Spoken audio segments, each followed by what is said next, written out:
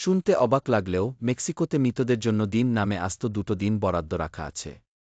আরও অদ্ভুত বিষয় হল মেক্সিকানরা তাদের চলে যাওয়া প্রিয়জনদের সেদিন স্মরণ করে উৎসবমুখর পরিবেশে জাঁকজমকপূর্ণ আয়োজনে। ডে অব দ্য ডেডের উৎপত্তি হয়েছিল আজ থেকে প্রায় 2500-3000 বছর আগে।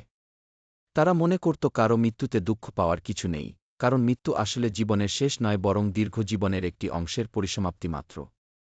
শুনতে অবাক লাগলেও মেক্সিকোতে মৃতদের জন্য দিন নামে আস্ত দুটো দিন বরাদ্দ রাখা আছে।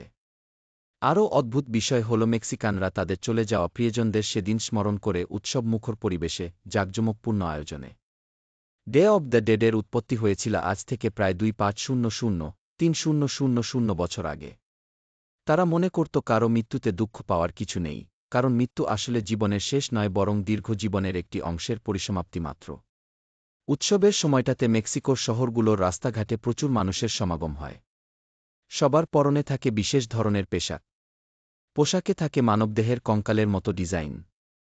2008 সালে ইউনেস্কো কর্তৃক স্বীকৃতি লাভ করে ডে অব দ্য ডেড, মৃতদের স্বাগত জানানোর দিনটি।